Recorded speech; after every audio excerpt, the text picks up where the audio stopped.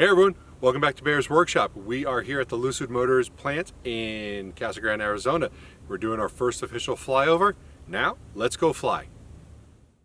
So I wanted to mention a few things. It was pretty windy outside, so I figured a voiceover would be better for this. The other day we went to Lucid and talked with numerous security personnel, and we were told Lucid's real estate lawyer would reach out to us in order for us to do these flyovers. After posting our Nico flyover video with the Lucid Not a Flyover video on Thursday, YouTube sent us a privacy complaint.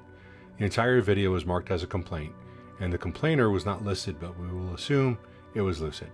YouTube is still investigating. We had given the Lucid employees our contact info and have tried to reach out to them on the web. Unfortunately, Lucid hasn't contacted us yet. We're hoping to get to some sort of agreement. Maybe we'll hear from them this week. We just don't want it to come in the form of a cease and desist letter. We're hoping for a fair agreement that doesn't put their intellectual property at risk while allowing us to fly safely and get footage for the investors. In today's video, we did meet with one security guard. He came out to greet us just as we were finishing up. He was very cordial, and there was no other issues after a brief discussion. During the flyover today, we can see about 9 heavy earth-moving machines.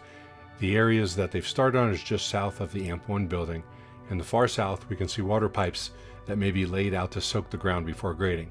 This is common in Arizona on large projects. I'm not sure if this makes it easier to grade or if it's just done to keep the dust down, or both. With how quickly Lucid moved on their first 2 buildings, we should expect this to go rather quickly.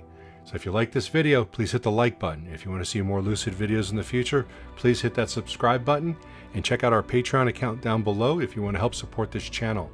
Now, let's go take a look at what we got.